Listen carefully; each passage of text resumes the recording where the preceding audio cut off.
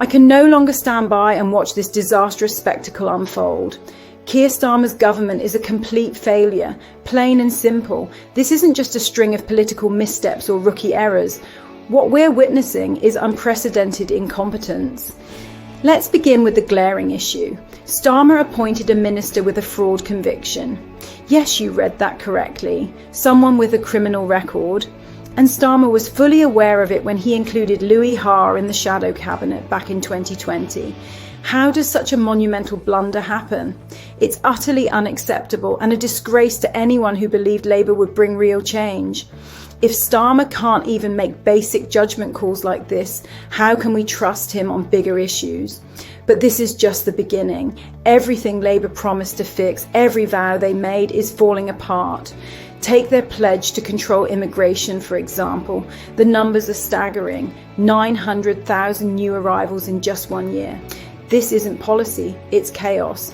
While public services are stretched to the brink, Labour's response is to throw money at the problem with zero accountability. The asylum system alone costs us £5 billion a year, and the crisis is only deepening. Migrants are being housed in hotels at extortionate rates while British families struggle to find affordable housing. It's a betrayal of the very people who voted them in. And then there's the economy. Labour loves to talk about fairness and opportunity, but their first budget has been a disaster. They're squeezing small businesses and the middle class with tax hikes that target the very people who keep our economy afloat, the job creators and the backbone of our high streets. Instead of encouraging growth, Labour seems determined to punish these essential contributors. Business leaders are raising alarms that Starmer's tax increases will stifle investment and growth. But does he listen? Of course not. Labour seems to operate under the delusion that you can tax your way to prosperity. Spoiler alert, you can't. All they're doing is driving businesses away and leaving us with a stagnant economy. It's reckless, short-sighted, and frankly insulting. The hypocrisy is astounding. Labour claims to champion the working class, yet their policies are crushing farmers, truckers, and other vital workers with new taxes and regulations.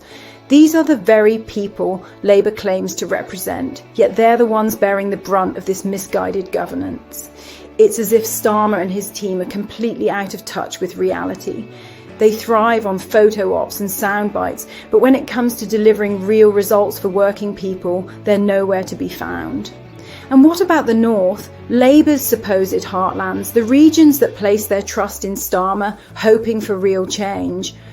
What have they gotten in return? Absolutely nothing. Labour campaigned on promises to revitalise the North, to bring investment and growth. But now that they're in power, those promises have vanished. The North is being ignored. It's all about London and the South, while northern communities are left to fend for themselves. People up here are furious, and rightly so. We're not just being neglected, we're being betrayed. Where is Starmer in all of this? He's either dodging tough questions or sitting on the fence, too afraid to take a stand. Leadership requires making difficult decisions, but Starmer seems incapable of doing so. Take the immigration crisis, for example. He loves to blame the Tories for the chaos, but when pressed on Labour's actual plan, we're met with vague promises and empty rhetoric. It's pathetic, and this issue extends beyond immigration. Look at his handling of free speech.